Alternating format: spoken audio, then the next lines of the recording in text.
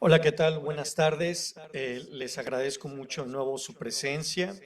Estamos iniciando en este momento el segundo día de nuestro foro, el Foro Académico Transgeneracional, la política del agua en México, elementos cruciales para el futuro, que fue coordinado por los profesores que encabezamos este seminario, el doctor Augusto Rodríguez Díaz y un servidor en alianza con el Instituto de Estudios para el Futuro, de quien hoy agradezco la presencia del doctor Samuel Schmidt, que está en Estados Unidos a distancia, y iniciamos el día de hoy con estas ponencias. Les agradezco su presencia a los estudiantes de la ENSIT y de otras entidades de la UNAM, así como el público que está a distancia en las redes sociales de la Escuela Nacional de Ciencias de la Tierra.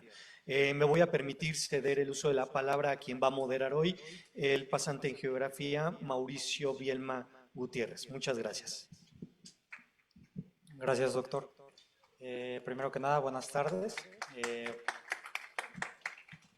Vamos a comenzar con esta segunda sesión del Foro Académico Transgeneracional, la política del agua en México, elementos cruciales para el futuro, que como ya comentó el doctor, es organizado por la ENSIT, Escuela Nacional de Ciencias de la Tierra, y el Instituto de Estudios para el Futuro.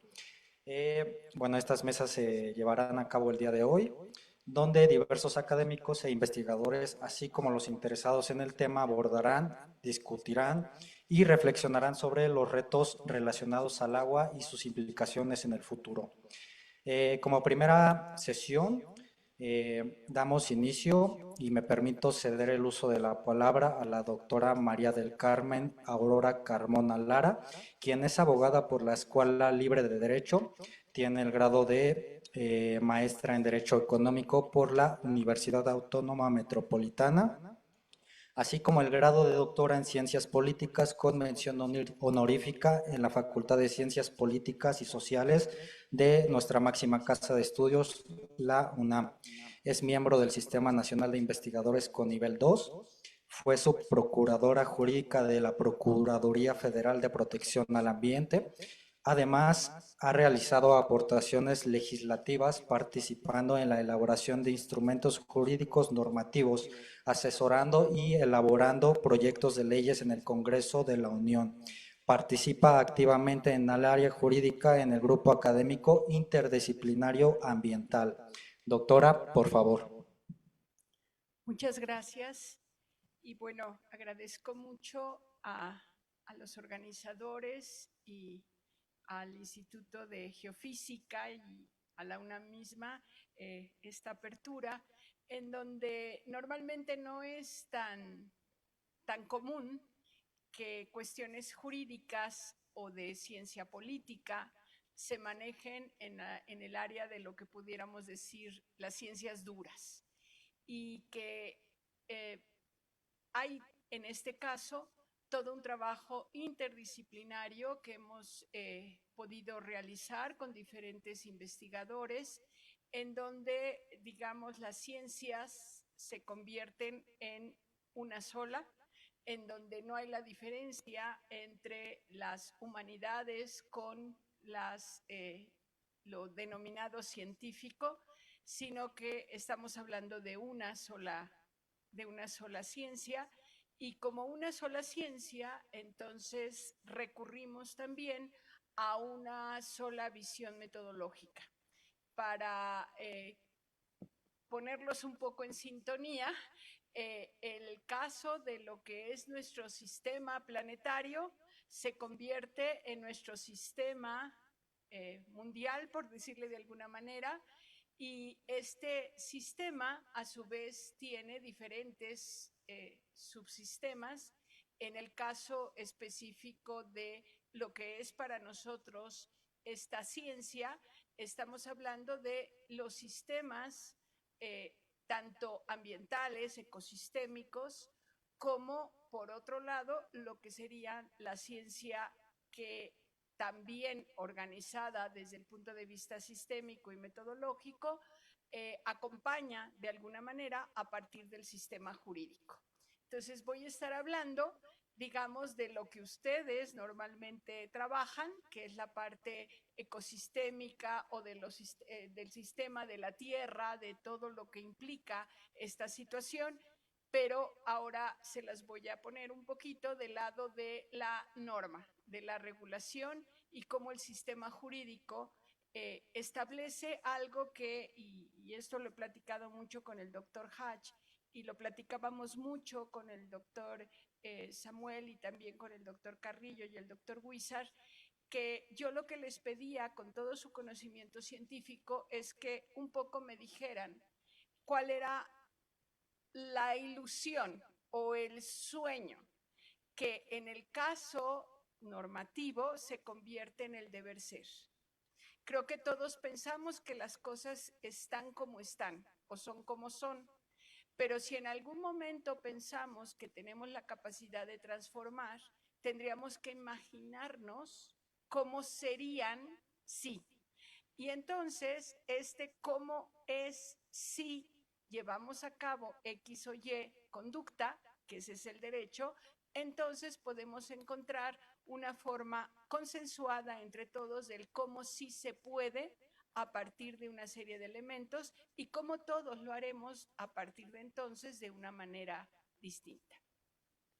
Bueno, mi presentación va fundamentalmente respecto de lo que son lo que pudiéramos denominar los grandes desafíos que tenemos desde el punto de vista de lo que sería la política hídrica en el caso mexicano y que también se extiende desafortunadamente a diferentes países y diferentes regiones, ¿no? A pesar de que en el caso de México, digamos, hemos tenido un avance, por llamarle de alguna manera, que nos lleva, digamos, a normas que provienen desde tiempos inmemoriales, ¿no? Estamos hablando de que en la legislación de Indias ya se hablaba de una serie de regulaciones sobre el agua. Muchas de nuestras ciudades se pudieron asentar precisamente a partir de una serie de regulaciones que tenían que ver con el agua, con los ríos, con una serie de situaciones y bueno, ya en la época colonial, digamos que teníamos sendas normas que tenían inclusive que ver hasta con la situación de cómo teníamos nosotros que manejar nuestras excretas, porque no existía alcantarillado, porque no existía infraestructura como la que tenemos nosotros. Y entonces habían una serie de normas de higiene y de sanidad que en ese momento se aplicaban y que también hicieron, inclusive desde el punto de vista arquitectónico, una serie de cambios que se tuvieron que hacer, sobre todo para las denominadas lugares en donde el agua era considerada un bien común y los pozos eran comunes, y entonces llegaban las personas a abastecerse de los pozos y bueno, a veces entraban a las grandes mansiones. ¿Por qué? Porque tenían la obligación de compartir el agua, ¿no? Posteriormente, ya en el siglo XX, ya con un Estado consolidado, estamos hablando de que entonces una de las grandes situaciones del desafío del agua es esta situación de dotar de infraestructura para poder finalmente hacer los dos grandes trabajos con el agua. Por un lado, el abastecimiento del agua, y que entonces implica una situación de calidad y cantidad, y por el otro lado, lo que tenía que ver con el saneamiento, que ahora desafortunadamente se ha convertido en nuestra gran flagelo, que es la contaminación, en el caso mexicano, casi del 90% de todos nuestros ríos, y no sabemos cómo está nuestra agua subterránea.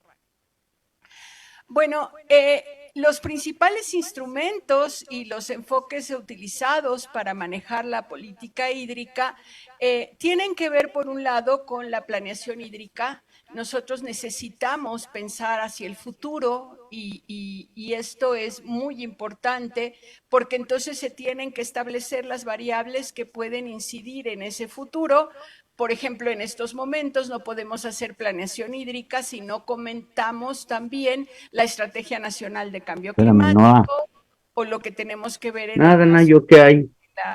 biodiversidad.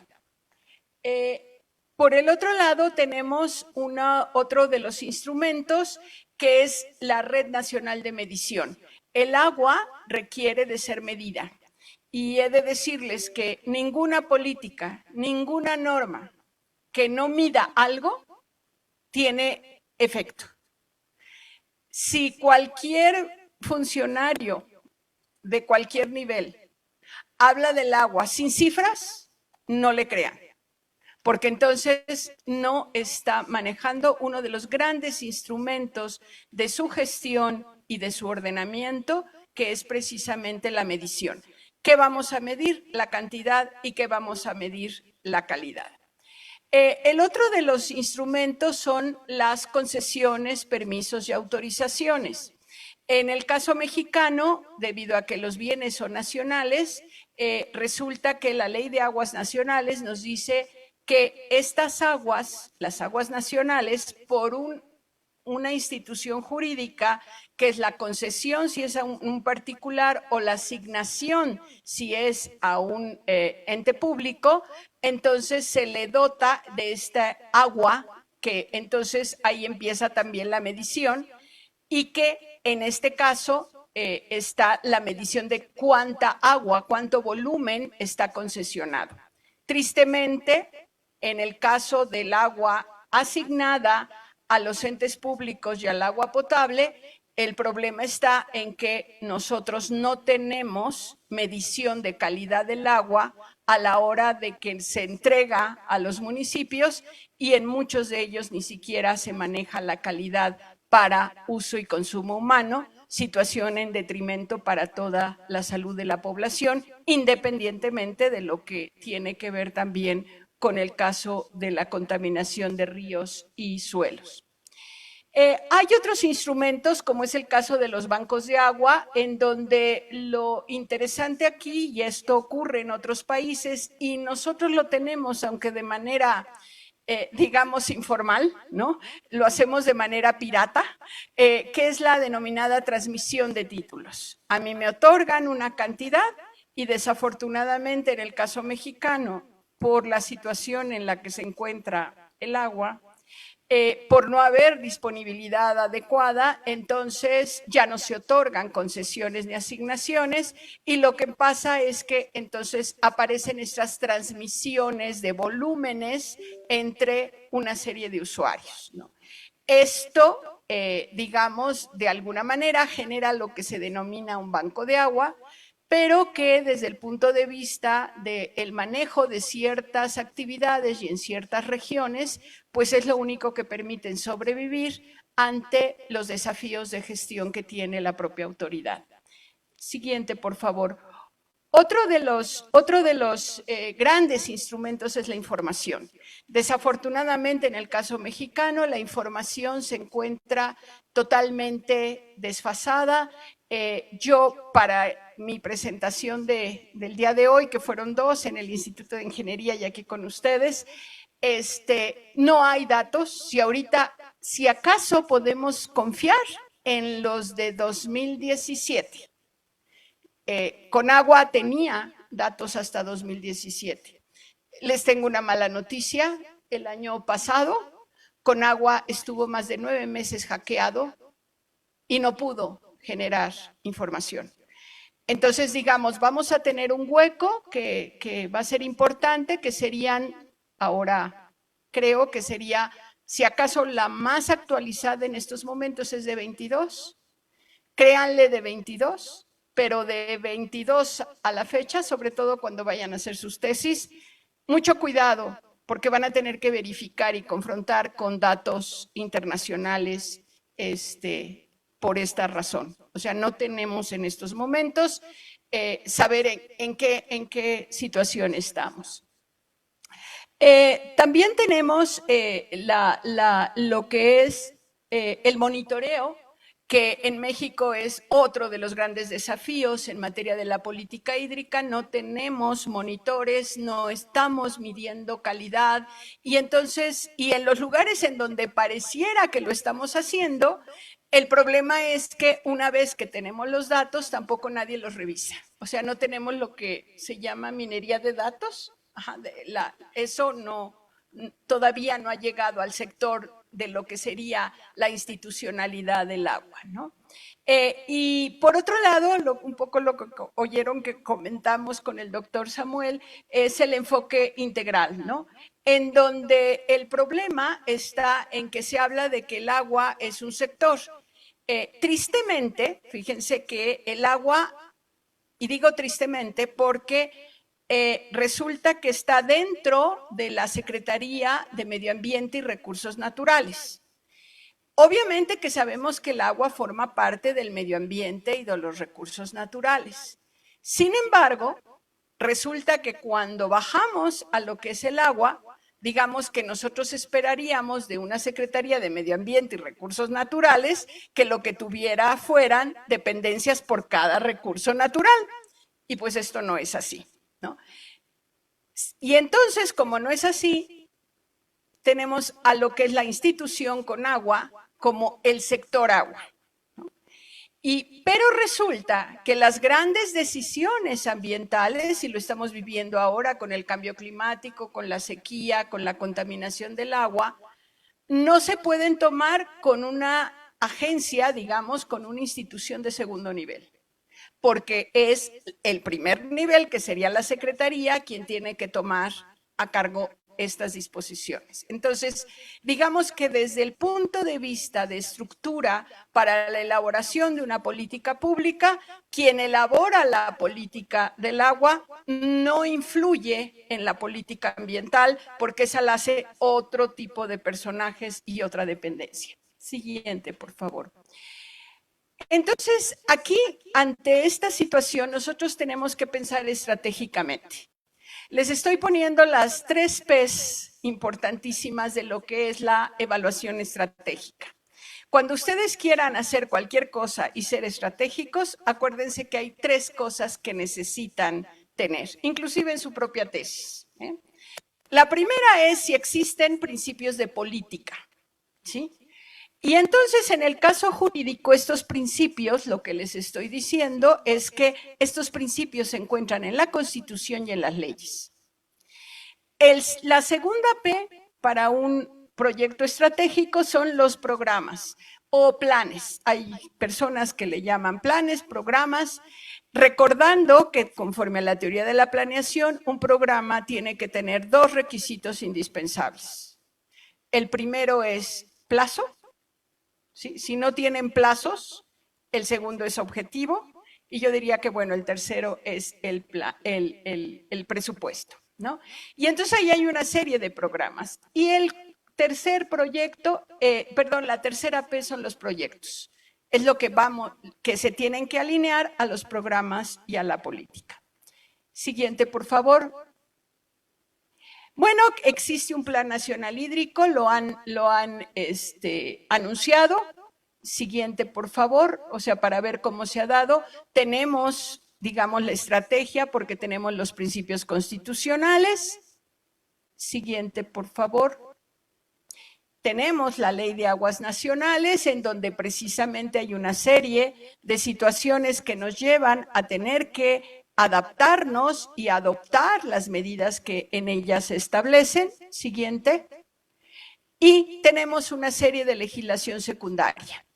En el caso de la legislación secundaria, además de la Ley de Aguas Nacionales, está la Ley Federal de Derechos, que ahí ustedes pueden encontrar una serie de medidas que se requieren para la protección del agua, porque se establecen las tarifas de descarga y una serie de leyes ambientales. Y además, las leyes estatales y las que corresponden a los municipios. Siguiente.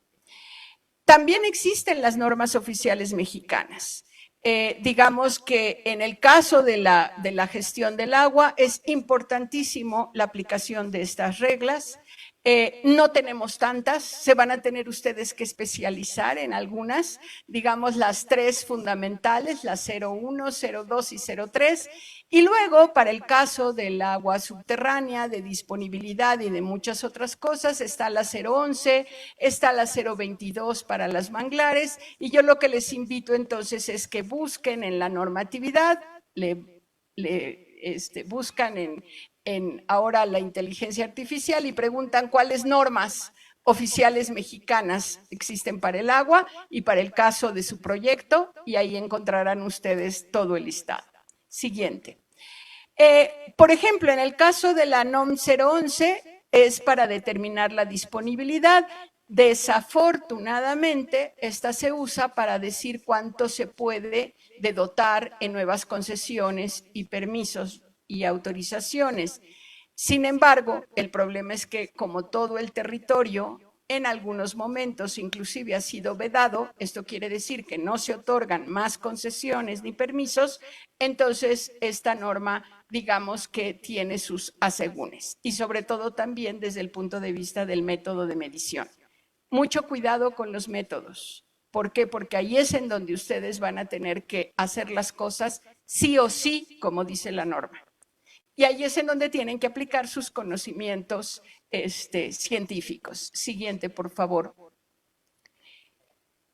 Y bueno, esto era lo que les quería un poco platicar, ¿no? La política hídrica está organizada de alguna manera con sus instrumentos, pero los instrumentos que ustedes, más bien, los conocimientos que ustedes tienen en todo lo que se les ha dotado en el caso de la ciencia, tienen un para qué. Yo siempre digo que yo sí sé para qué quiero las cifras, yo sí sé para qué quiero los datos, yo sí sé para qué quiero las investigaciones. Las quiero para que las cosas sean como deben ser, conforme a las normas. Y si la norma no está bien, entonces lo que tenemos que hacer es reconstruir la norma y hacerla precisamente que funcione. ¿Cómo funciona una norma? Aplicándola y teniendo como uno de los grandes principios el cumplir con la normatividad, porque finalmente es la síntesis de lo que, como ustedes pueden ver, esta ciencia que es la conjunción de conocimientos científicos y conocimientos jurídicos, si así le quieren llamar. Gracias.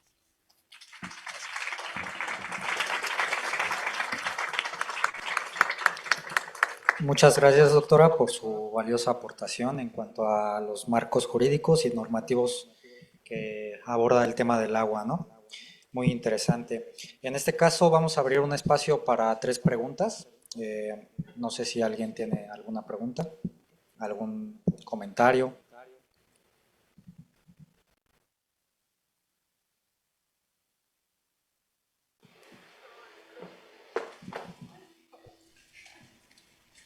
Sí, gracias.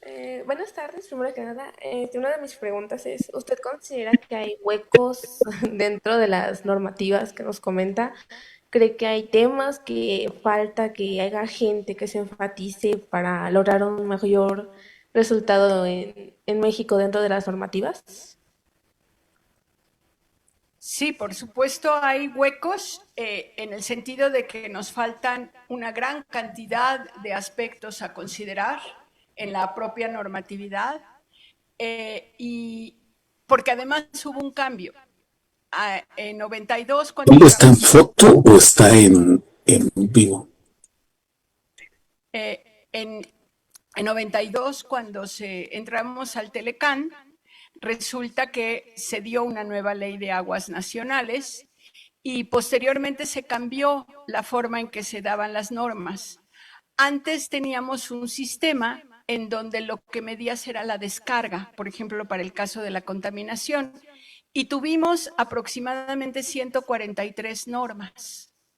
Pero a partir de una mentalidad o de una ideología que era la desregulación, porque supuestamente el sistema liberal no tiene que tener tantas normas, ¿sí?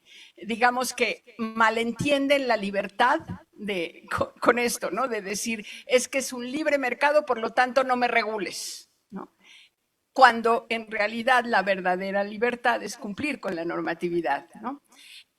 Resulta que entonces la cambiaron en ese momento por 3. Y entonces el cambio de que si tú estabas en una industria, digamos, de papel, o una industria de alimentos, o la lechera, o lo que fuera, ¿no? Tú lo que medías era la descarga. El cambio, y por eso es bien importante el conocimiento científico para la aplicación de la normatividad, el cambio vino en donde entonces ahora lo que mides es DBO, DQO, materiales pesados.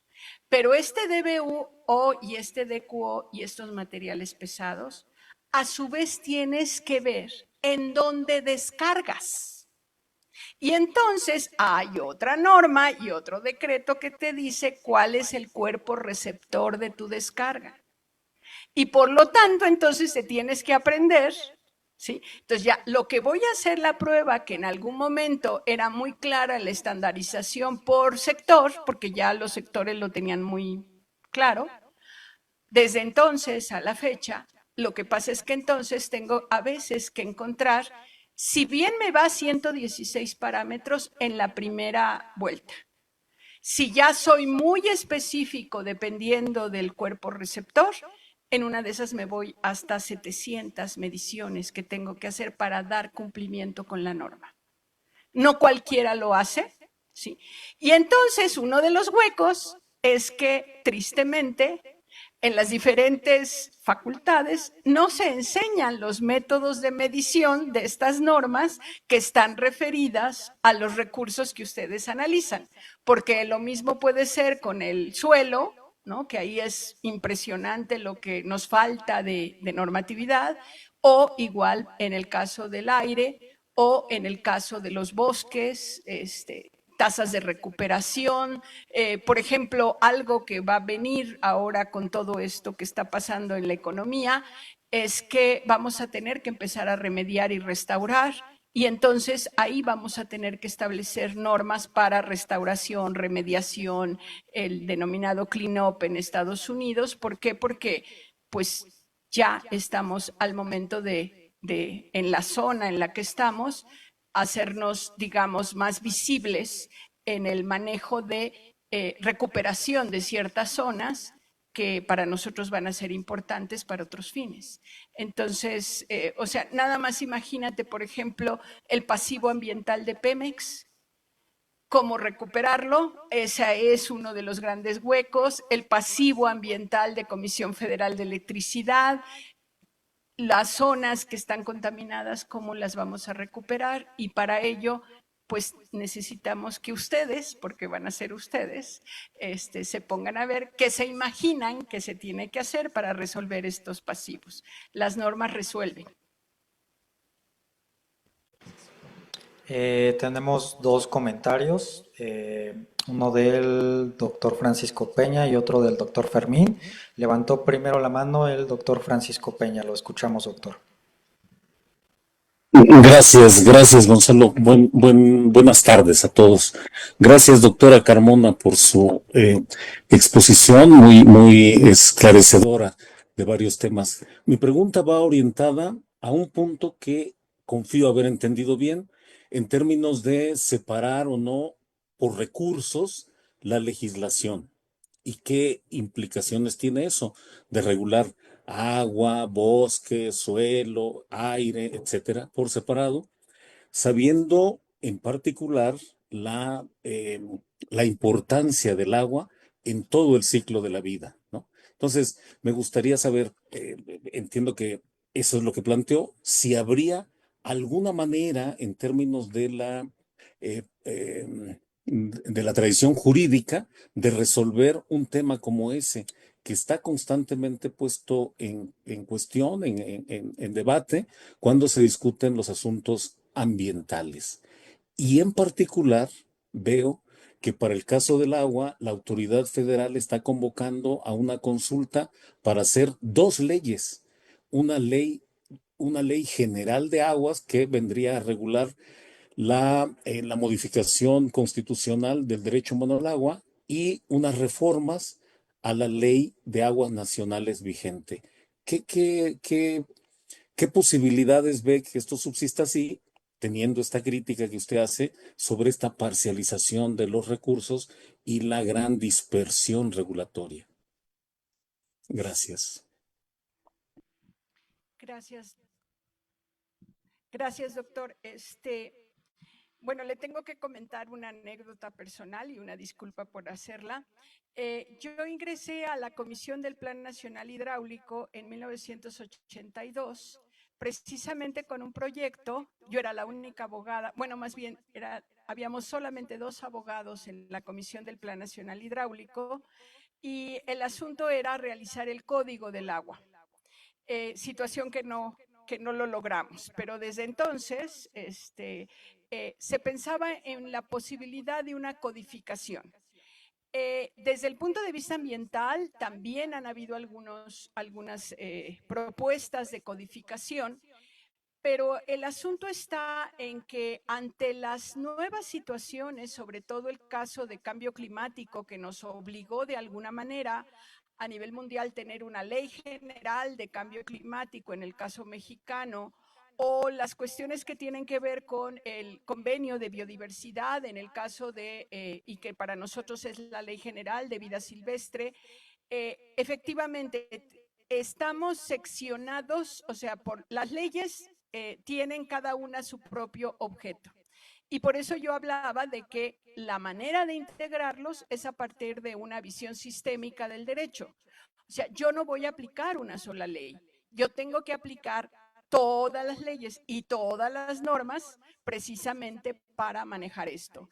Esta idea de sistematización del derecho ya se encuentra en el capítulo 24 del TEMEC. Y el capítulo 24 del TEMEC nos refiere a que entonces tenemos que usar toda la legislación para resolver los problemas ambientales. Legislación que puede ser inclusive, como les ponía yo, fiscal, como la ley de derechos, o penal, como el Código Penal Federal para los delitos sobre gestión ambiental. Entonces, es más bien una situación de sistematización. Y para su segundo comentario, precisamente ahorita platicaba con una gran amiga, Marisa Massari, y ella me hizo la misma pregunta. ¿Por qué 2 leyes? Bueno, porque los derechos humanos tienen ahora un contenido social, un contenido humano, un contenido ético, que si nosotros vemos el objeto de la Ley de Aguas Nacionales, su objeto es, digamos, de política hídrica, de instrumentos de esta política, de regular concesiones, de regular asignaciones, de establecer la infraestructura hidráulica. O sea, si leemos la Ley de Aguas Nacionales, en realidad estamos hablando de una ley eminentemente administrativa, en donde efectivamente los derechos humanos estarían inmersos en ello, pero que esta ley, vuelvo a repetir, que se hizo en 92, digamos, no tenía integrado el enfoque de derechos humanos, y ahora lo que en donde yo estoy, digamos, en mi posición, es que dejemos a esa ley en el sentido de que es reglamentaria del artículo 27 constitucional del párrafo 5º y veamos si es posible cumplir con lo que ahora inclusive la Corte ya percibió, de generar una ley general de aguas nacionales para el derecho humano que está acotado en la propia Constitución para el uso personal y doméstico. Y además el saneamiento. No estamos hablando de todos los usos del agua. ¿Por qué? Porque yo no le puedo garantizar el derecho humano al agua a Pemex. Eso está en la ley de aguas. ¿Sí? En la ley del derecho humano al agua, tendría yo que garantizar este derecho o ver la forma en poder realmente llevar el agua a cerca de 180,000 comunidades rurales que ahorita no tienen acceso al agua porque no es posible, primero, que el municipio se los otorgue, porque serían de un costo totalmente elevado. Y segundo, porque finalmente, digamos, estos son los olvidados. O sea, nadie absolutamente se preocupa por esta situación. Inclusive en el foro que está ahorita en el Instituto de Ingeniería, una de las ponentes dijo que apenas el 5% del presupuesto de un programa que busquen en el Internet que se llama ProAgua, solo el 5% llegó a estas comunidades. Digamos que todo el presupuesto que tenemos en materia de agua se viene a nosotros, al uso urbano, ¿sí? Y que para el uso personal y doméstico, en realidad estamos en una tendencia inequitativa.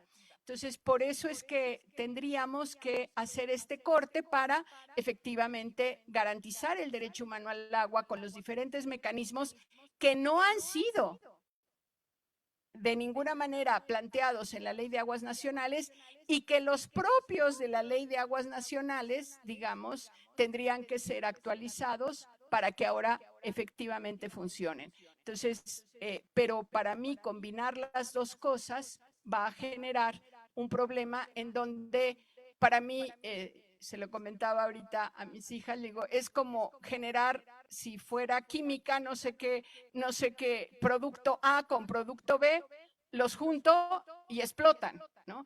Entonces no se trata de eso, se trata de que uno funcione en su materia y el otro en la otra. Muchas gracias, doctora. Doctor Fermín.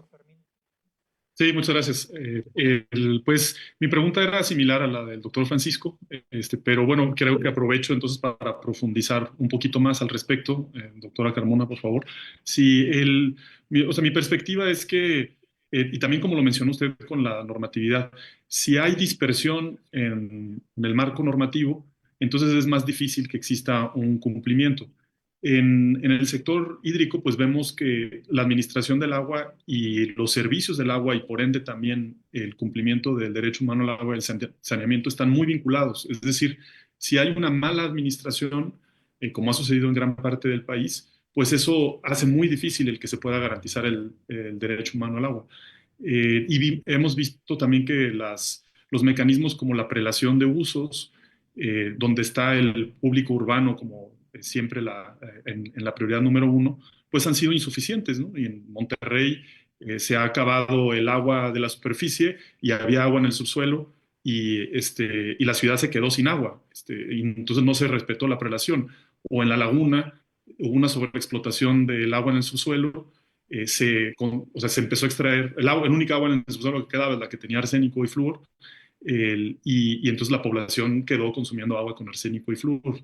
Entonces vemos que esta dispersión pues puede generar más riesgos. Entonces, tomando en cuenta el que una ley general de aguas que atraiga también el tema de administración y lo ponga dentro de ella, y también considerando que en la reforma del artículo cuarto, si bien pues se enfoca mucho en el derecho humano al agua y el derecho al saneamiento, también menciona de manera muy clara que la Ley General de Aguas debería de reglamentar o regular la gestión equitativa y sustentable del agua. Y eso, pues, desde mi punto de vista, la interpretación es a que también toca a la administración del agua. Entonces, con estas dos consideraciones, o sea, realmente qué tan difícil es que una ley general de aguas incorpore la administración desde el punto de vista legislativo?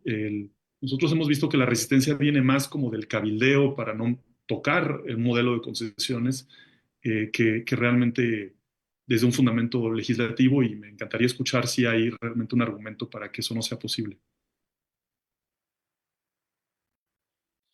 Sí, muchas gracias. Bueno, es que aquí precisamente los argumentos para una y otra visión, vuelvo a repetir, para mí están encontrados en el sentido de que efectivamente en estos momentos tengo la crisis en la gestión del agua y que lo que me tendría que decir es si antes de incorporar las cuestiones de gestión, qué tipo de gestión quiero para poderla incorporar en el caso de un derecho humano al agua. Y eso es lo que finalmente en las diferentes propuestas que se han hecho no queda claro. ¿Por qué? Porque existen, digamos, diferentes visiones de lo que es la estrategia para la gestión del agua.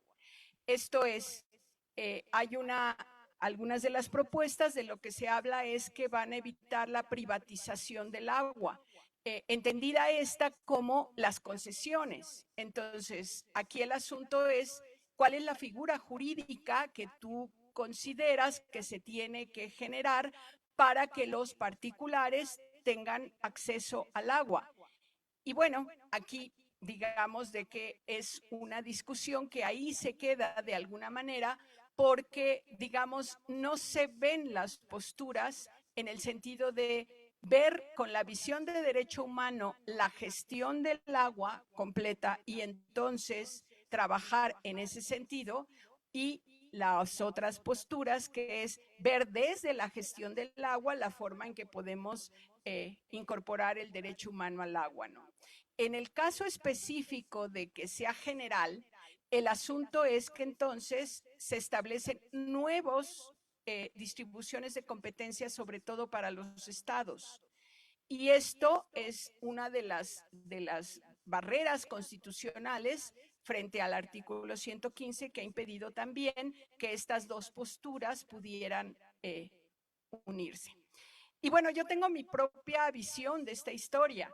Digamos que si a mí me dejaran tocar la ley de aguas nacionales, yo cambiaría un concepto, y es el que usted comentaba, ¿no?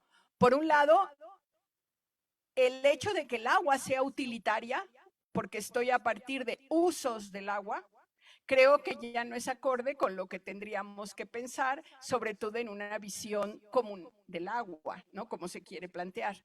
Entonces yo le cambiaría, en el derecho hay muchas formas de poder dar solución a esta situación.